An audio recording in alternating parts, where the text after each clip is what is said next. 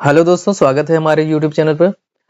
आज हम लोग इस वीडियो में आरआरबी एनटीपीसी 2024 के लिए हम लोग प्रीवियस ईयर का सेट हम लोग सॉल्व करेंगे। जो हम लोग सेट सॉल्व कर रहे हैं वो 2020 का सेट है और हम लोग इस बुक से हम लोग प्रीवियस ईयर का सेट सॉल्व करते हैं इस बुक से। और इस बुक से हम लोगों ने 5 सेट हम लोगों ने सॉल्व कर लिया है। आज हम लोग जो सॉल्व करेंगे वो 30 दिसंबर 2020 का सेट है। ये प्रथम पाली का सेट है, ये पहली शिफ्ट का पेपर है और हम लोग इस सेट के मैथ के सेक्शन से स्टार्ट करते हैं। तो चलिए शुरू करते हैं हम लोग वीडियो को। तो चलिए क्वेश्चन के ऊपर चलते हैं हम लोग। तो ये आपका पहला क्वेश्चन है मैथ सेक्शन से। तो क्वेश्चन वर्क एंड टाइम क्या है, क्वेश्चन स्टार्ट करते हैं हम लोग। यदि 3 आदमी या 6 लड़के अपना काम 20 दिन में पूरा कर लेते हैं, उसी कार्य को 6 आदमी और 8 लड़के मिलकर कितने दिनों में पूरा करेंगे। तो ये सिंपल सा क्वेश्चन है। यहाँ देखिए 3 आदमी और 4 लड़के का काम बराबर है, मतलब 3 आदमी 3 आदमी मैन यम लिखे हैं हम, और इधर आप कर दीजिए 6b। ये दोनों बराबर, 3 एक कम 3, 3 दूनी 6। तो m इक्वल टू 2b, मतलब एक आदमी का काम 2 लड़कों के काम के बराबर है। ठीक, यहाँ पर यम की वैल्यू निकल के आ गई। अब आप यहाँ से शुरू करेंगे। देखिए 3 आदमी 20 दिन में काम को करते हैं। अब यहाँ पर दूसरी साइड में जो आपको निकालना है वो क्या है, 6 आदमी और 8 लड़के 8b, ये कितने दिन में काम करते हैं। ये काम करते हैं, आप देखिए ये काम करते हैं x दिन में, x दिन मान लेते हैं, x दिन में काम करते हैं। अब आप यहाँ पर यम की वैल्यू रख दीजिए, या b को गायब करना है तो आप b की वैल्यू यम की वैल्यू रख दीजिए। तो हम रखते हैं 2b की वैल्यू, यम की वैल्यू रख देते हैं, यम की value Yama equal to 2b है। तो यहाँ पर आप रखेंगे 2b। जब आप रख देंगे तो 2b इससे मल्टीप्लाई हो जाएगा, ये हो जाएगा आपका हो जाएगा 6b इंटू 20। और इधर आप यम की वैल्यू आप रखेंगे 2b, तो यहाँ पर जब आप 2b रखेंगे 2b तो ये 6 से गुणा हो जाएगा, ये हो जाएगा 12, 6 दूनी 12, 12b, और ये आपका 8b है पहले से ही। सिंप्लीफाई कर लीजिए तो आप इसको करेंगे 6b गुणे 20, और यहाँ पर आपका हो जाएगा, ये हो जाएगा 12, 12 8 20, 20b हो जाएगा इंटू x। तो 20 से 20 कट जाएगा और ये b है जो वो इस वाले b से कट जाएगा। तो x इक्वल टू आपका इधर x बचा और इधर आपका 6 बचा। तो x इक्वल टू आपका 6 हो जाएगा। तो ये दोनों कितने दिन में पूरा करेंगे, ये दोनों पूरा करेंगे आपका 6 दिन में। तो आपका आंसर हो जाएगा 6 दिन। चलिए अगला क्वेश्चन देखते हैं हम लोग। एक समबाहु त्रिभुज है, समद्विबाहु है, सॉरी समद्विबाहु त्रिभुज है, जिसकी आधार 8 सेंटीमीटर है और समान भुजाएं जो दो बराबर हैं। समद्विबाहु त्रिभुज का मतलब यही होता है कि एक भुजा आपकी जो है ना डिफरेंट रहेगी, बाकी 2 बराबर रहेंगी। तो बाकी जो 2 बराबर हैं वो 5-5 सेंटीमीटर की हैं। आधार से उसके सम्मुख शीर्ष की ऊंचाई ज्ञात कीजिए। तो हम लोग ट्रायंगल बना लेते हैं, इसमें से हम लोग ट्रायंगल ले लेते हैं, ट्रायंगल ड्रॉ करते हैं। 1 मिनट।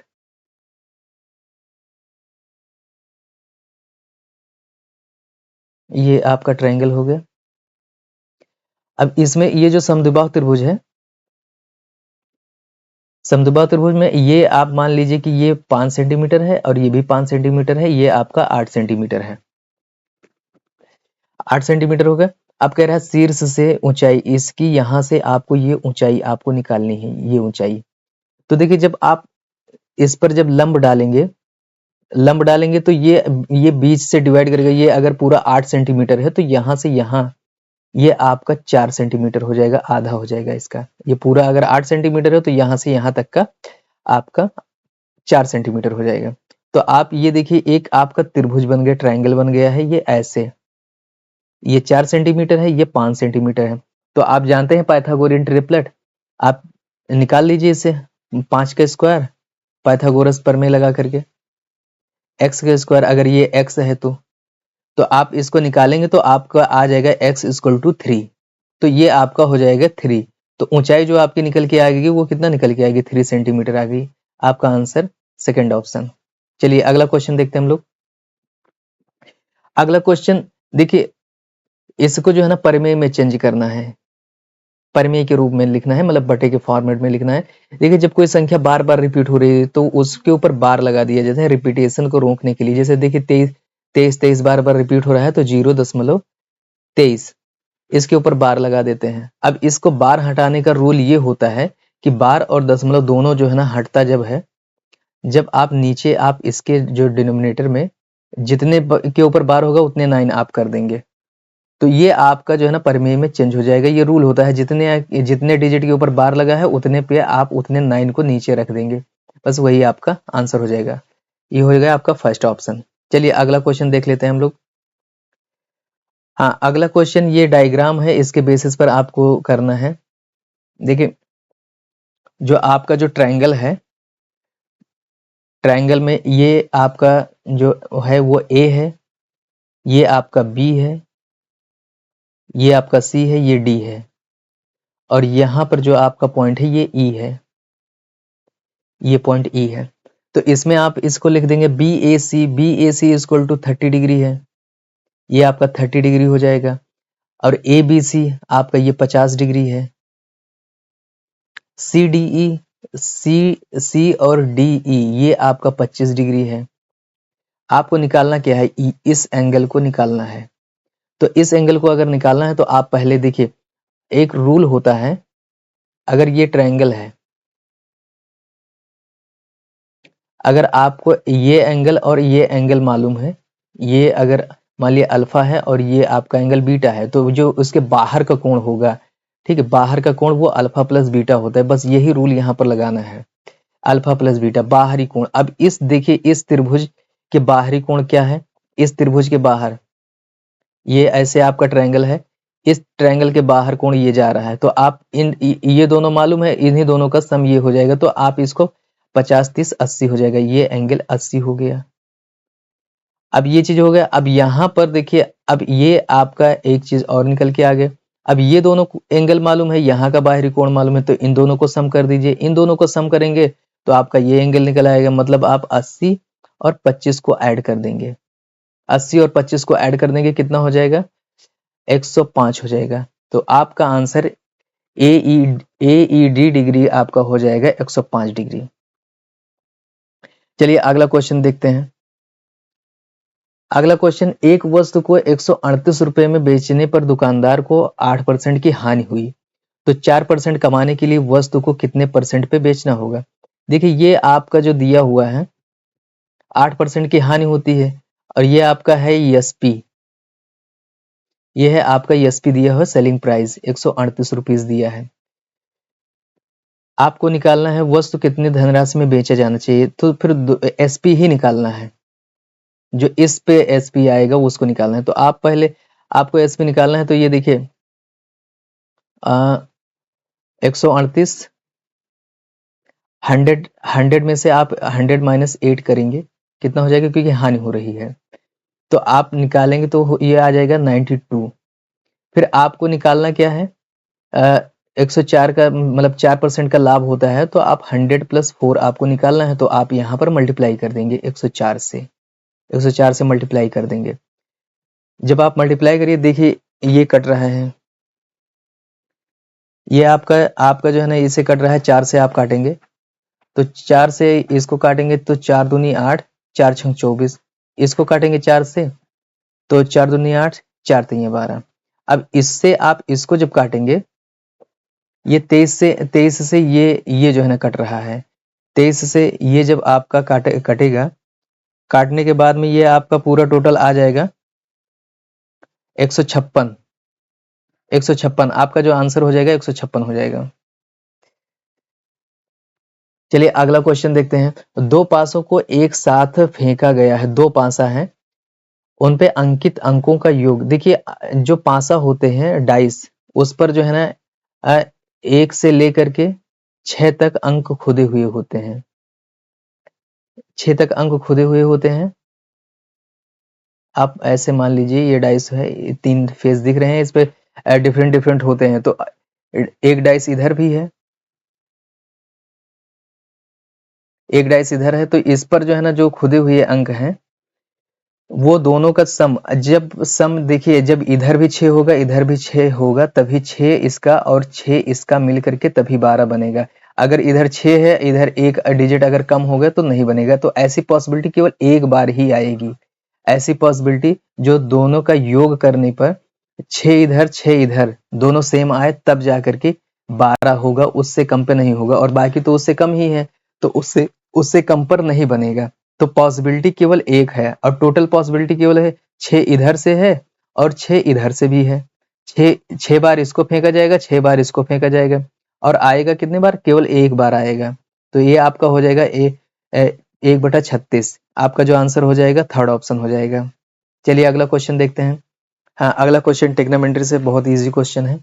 देखिए जब ये 1 2 3 4 5 6 से आप 179 तक इसको आप देखेंगे तो यहाँ पर कहीं बीच में ऐसे लिखते लिखते आपका आ जाएगा cos 90 डिग्री आ जाएगा, cos 90। अब जानते हैं cos 90 की वैल्यू जो होती है वो आपकी होती है 0। अब ये 0 से जब मल्टीप्लाई होगा तो सब 0 हो जाएगा, पूरा टोटल 0 हो जाएगा। तो आपका आंसर क्या बनेगा? 0। चलिए अगला क्वेश्चन देखते हैं हम लोग। अगला क्वेश्चन, एक व्यापार मेले में पहले दिन 84,500 लोग थे। उसके चौथे दिन यह संख्या घट करके 16,900 हो गई। तो कितने परसेंट लोग घट गए? चौथे दिन कितने परसेंट लोग घट गए? तो इसमें देखना है कि 84 थे परसेंटेज निकालना है घटने का। तो देखिए यहां से आप इसको इसमें से घटाइए तो देखिए टोटल कितना घट गए। जो घट गए हैं 676, इतना लोग घट गए। घटाने पर आपका निकल के आ रहा है 67,600 लोग जो है ना घट गए। इसमें से इतने लोगों में से घट के इतना रह गए। तो इतने लोग घट गए, पहले थे कितना? पहले थे 84,500 लोग थे। तो इन्हीं का परसेंटेज निकालना है कितने घटे, इतने घटे हुए हैं। तो आप इसको जो है ना 2 जीरो से 2 जीरो इधर का काट दीजिए, आपका जो बचेगा 676 और 845। अब आप इससे जब इसको भाग देंगे तो ये देखिए ये 80 बार जाएगा, आपका हो जाएगा 80%। जो ये घट गए हैं 80% लोग घट गए हैं। चलिए अगला क्वेश्चन देखते हैं हम लोग। ये पुरुषोत्तम है। पुरुषोत्तम और अंजलिका एक स्थान से विपरीत दिशा में क्रमशः 30 किलोमीटर गति से और 30 किलोमीटर प्रति घंटे की गति से और ये 3.5 किलोमीटर प्रति घंटे की चाल से चलना शुरू करते हैं। तो 2.5 घंटा में वो दोनों एक दूसरे से कितना दूर होंगे? देखिए विपरीत दिशाओं में जा रहे हैं तो इनका जो है ना जो चाल होगा, जो वो होगी डिस्टेंस होगी वो घटेगी। तो कुल दूरी देखिए, कुल दूरी जो समय चलते हैं दोनों 2.5 चलते हैं और ये 30 किलोमीटर प्रति घंटा चल रहा है और ये 3.5 की स्पीड से चल रहा है। तो 2.5 और ये आपका कितना हो जाएगा? 33.5। गुणे का निशान लगा दीजिए। अब इनको जब आप गुणा करेंगे तो आपका जो हो जाएगा 83.75। तो दोनों के बीच की जो दूरी हो जाएगी 83.75 हो जाएगी। आपका आंसर फोर्थ ऑप्शन हो जाएगा। चलिए अगला क्वेश्चन देखते हैं हम लोग। हाँ, अगला क्वेश्चन है, इनमें से किस संख्या को निम्नलिखित व्यंजक में जोड़ने पर प्राप्त संख्या पूर्ण वर्ग होगी? तो इन सबको जो है ना जब जोड़ा जाएगा तो उसमें कितनी संख्या और जोड़ी जानी चाहिए? देखिए इन सबको अगर आप जब जोड़ेंगे तो आपका ये आ जाएगा 44। तो आप देखिए 44 में आप कितना जोड़ दें कि आपका आंसर हो जाएगा। अगर 3 अगर जोड़ते हैं तो आप 3 अगर जोड़ते हैं तो ये कितना हो जाएगा? 49 हो जाएगा। 49, अब ये तो पूर्ण वर्ग हो ही गया। ये 49 7 का स्क्वायर हो जाएगा, पूर्ण वर्ग हो रहा है। तो आपका जो आंसर हो जाएगा यही हो जाएगा। 5 जोड़ेंगे तो आपका जो है ना 44 3 47 होगा। 44 3 47 होगा। और जब आप 5 जोड़ेंगे तब 49 होगा। 44 में आप 5 जोड़ेंगे 44 में 5 जोड़ेंगे तो आपका बन जाएगा, ये आपका हो जाएगा 47, और 44 में जब आप 5 जोड़ेंगे तब हो जाएगा आपका 49।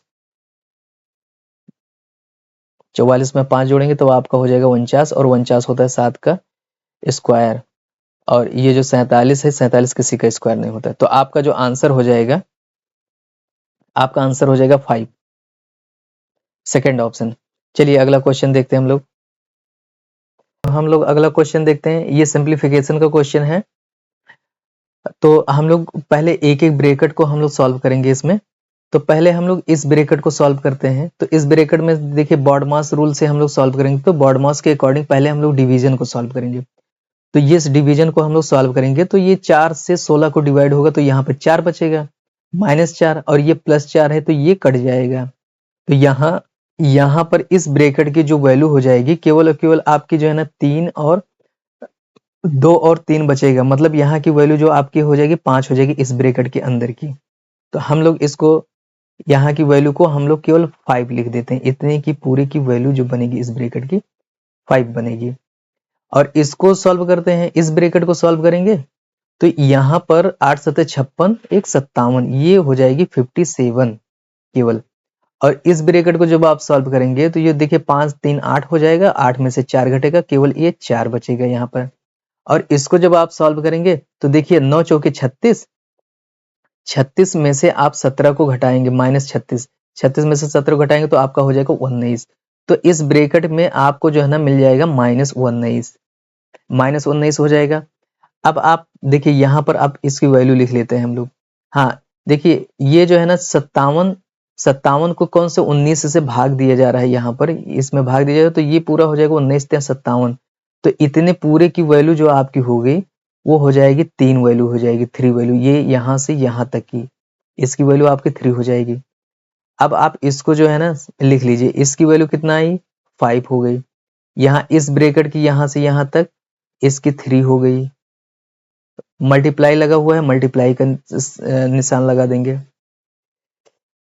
हाँ, यहाँ से मल्टीप्लाई लगा है, मल्टीप्लाई लगा देंगे। फिर उसके बाद में मल्टीप्लाई इसके साथ है, इस किसके साथ, यहाँ से यहाँ तक के। तो ये 4 - 19, 4 - 19 इसके साथ मल्टीप्लाई है। 5 प्लस इसमें 3, अभी आप इसको ऐसे रखिए। और ये आपका हो जाएगा -15, -15 इस ब्रैकेट में -15 हो जाएगा। आप इसको -15 को आप जब मल्टीप्लाई करेंगे 13 से, जब ब्रैकेट हटाएंगे तो ये मल्टीप्लाई हो जाएगा। तो 5 13 15 45, -45 हो जाएगा। अब -45 इसमें से घटेगा तो -40 बचेगा। तो जो आपका आंसर हो जाएगा -40 हो जाएगा। फोर्थ ऑप्शन आपका आंसर हो जाएगा। चलिए अगला क्वेश्चन देखते हैं हम लोग।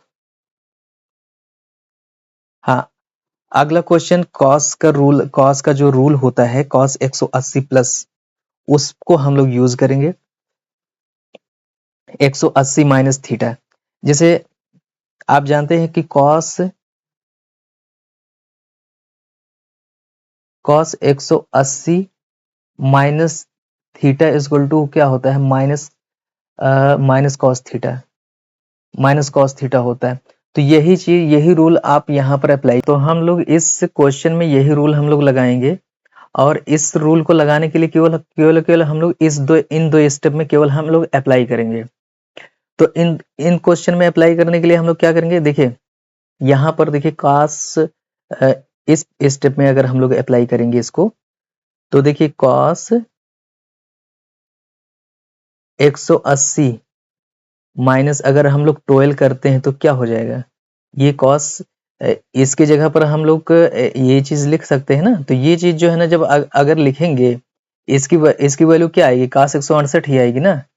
इसको जब आप माइनस करेंगे तो कॉस 168 होगा। और जब इसके इक्वल क्या बन जाएगा, माइनस कॉस 12। तो यहाँ पर आप जो है ना पुट कर देंगे कॉस 12 हो जाएगा, ये 168 की वैल्यू हो जाएगी। आप यहाँ पर 168 की जगह पर देखिए, 1 मिनट, हम डायरेक्ट क्वेश्चन को ही करते हैं। देखिए यहाँ पर आपका जो क्वेश्चन है, देखिए क्वेश्चन को आप ऐसे लिखिए, देखिए cos 12 डिग्री है आपका और प्लस cos 84 डिग्री है। cos 84 आप यहां पर आप इसको कर दीजिए cos 68 को आप इस तरह से लिख दीजिए 68, ये इसकी वैल्यू ऐसे लिख दीजिए 68, और यहां पर आप इसको लिख देंगे cos 180 डिग्री माइनस 84 लिख देंगे। 84 आप इसमें से घटाएंगे 96 ही आएगा। तो समझिए कि यही चीज यहाँ पर लिखा हुआ है, ये जो है ना सेम यही चीजें यहाँ पर आपकी लिखी हुई हैं। ये सारी चीजें वही चीजें हैं सेम जो आपको क्वेश्चन में लिखी हुई है, बस इसका समझिए फॉर्मेट थोड़ा सा चेंज हो गया है। अब ये जो है ना जब आप इसको सिंप्लीफाई करेंगे तो आपकी जो ये वैल्यू है वो ऐसे रहेगी। देखिए cos 12 डिग्री प्लस cos 84, और ये जो आपका है ये माइनस cos 12 हो जाएगा, और ये माइनस cos 84 हो जाएगा। 84 हो जाएगा तो ये -12 से -12 ये कट जाएगा, और ये cos 84 से cos 84 कट जाएगा। आपका जो आंसर हो जाएगा 0 हो जाएगा। आपका जो आंसर हो जाएगा वो आपका हो जाएगा सेकंड ऑप्शन। आपका आंसर सेकंड ऑप्शन हो जाएगा। चलिए अगला क्वेश्चन देखते हैं हम लोग। अगला क्वेश्चन है वह छोटी से छोटी संख्या जिसमें 3 जोड़ने पर यह 27, 35 और 22, 21 से पूर्णतः विभाजित हो जाती है। 3 जोड़ने पर, तो पहले तो इनसे पूर्णतः विभाजित हो जाती, तो पहले आप इनका एलसीएम निकालिए। इनका एलसीएम आपको लेना पड़ेगा। एलसीएम किसका लेंगे? इनका 27, 35, 25 और 21 का। इनका जब आप एलसीएम निकालेंगे तो एलसीएम कितना आएगा? एलसीएम जो है ना निकालने पर देखिए हमने इनका जो एलसीएम आ रहा है वो आ रहा है 4725 आ रहा है। अब 4725 जो आ रहा है वो इन सबको जो है ना डिवाइड करेगा, इन सब से ये संख्या डिवाइड होगी। लेकिन कब? इसमें जब जोड़ेंगे तब। अभी तो डिवाइड हो रही है, तो इसमें कह रहा है 3 जोड़ने पर, तो आप इसमें से 3 घटा लीजिए, तब ये जो है ना डिवाइड नहीं करेगा, और जब जोड़ेंगे तभी डिवाइड करेगा। तो आप इसमें से अगर 3 आप घटा लेते हैं तो आपका क्या हो जाएगा? 4722 हो जाएगा आपका आंसर। 4722, 3 आपने घटा लिया है। अब क्वेश्चन आपका जो कह रहा है कि इसमें जो है ना अगर 3 आप अगर जोड़ देते हैं, अगर आप इसमें 3 अगर जोड़ देते हैं तभी आप इसको जो है ना डिवाइड कर सकते हैं इन सब संख्याओं से। जब तक 3 नहीं जोड़ेंगे तब तक नहीं डिवाइड करेंगे। तो किस में जोड़ना पड़ेगा? 3 इसमें जोड़ना पड़ेगा, तब इन सभी संख्याओं से कटेगा। तो जो आपका आंसर हो जाएगा वो हो जाएगा 4722। चलिए अगला क्वेश्चन देखते हैं हम लोग।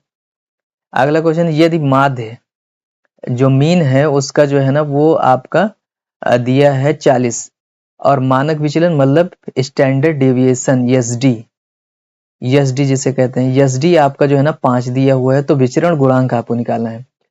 तो सीवी जो होता है विचरण गुणांक,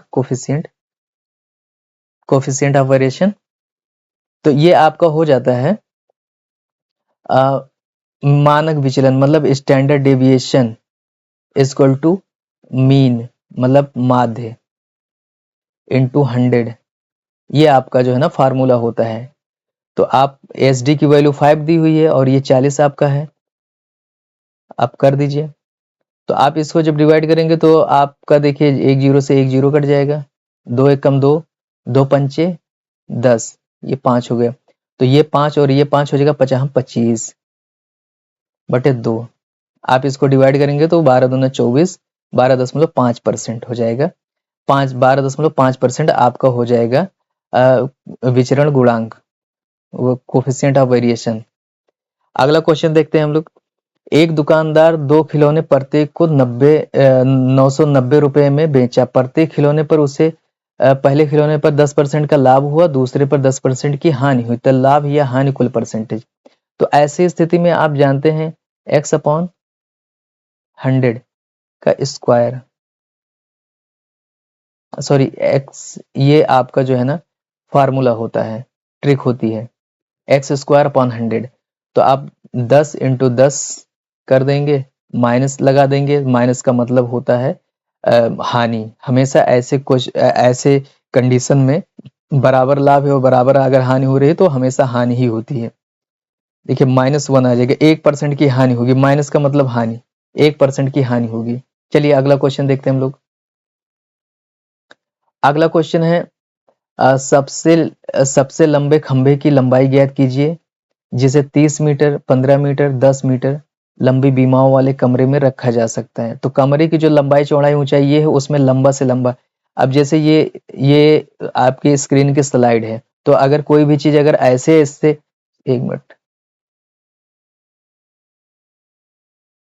अगर स्लाइड अगर ऐसे ऐसे रखी जाती है, ऐसे ऐसे रखी जाती है, तो वो जो है ना वो उतना स्पेस नहीं लेगी।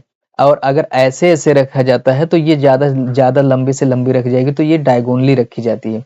तो आपको क्या निकालना है, उस कमरे का डायगोनल निकालना है, उसका डायगोनल आपको निकालना है। तो डायगोनल निकालने के लिए हम लोग इसका जो है ना डायगोनल निकालने का जो है ना फार्मूला जो होता है, एक मिनट लिख लेते हैं। विकर्ण, विकर्ण को डायगोनल बोलते हैं। विकर्ण is equal to under root यल मतलब लंबाई का स्क्वायर, बी उसकी ब्रेड्थ होती है, और एच का स्क्वायर आप कर देंगे 30 का स्क्वायर प्लस 15 का स्क्वायर प्लस 10 का स्क्वायर। आप 900, 225 और 100,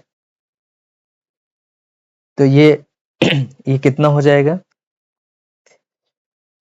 ये आपका हो जाएगा 1225। आप इसका जो है ना जब वर्गमूल निकालेंगे तो वर्गमूल आपका आ जाएगा 35 मीटर। 35 मीटर इसकी विकर्ण हो जाएगी। 35 मीटर लंबा लंबा से लंबा रखा जा सकता है। तो ये आपका जो है ना हो गया। अब बाकी क्वेश्चन हम लोग अगले पार्ट में करेंगे। ये इस सेट का काफी क्वेश्चन बाकी हुए हैं, अभी हम लोग इसको सॉल्व करेंगे। बाकी क्वेश्चन को बाद में हम लोग सॉल्व करेंगे। यहाँ तक हम लोग आज सॉल्व कर लेते हैं। ठीक है दोस्तों, अगर आपको वीडियो अच्छी लगी हो तो चैनल को लाइक करिए, सब्सक्राइब करिए। धन्यवाद।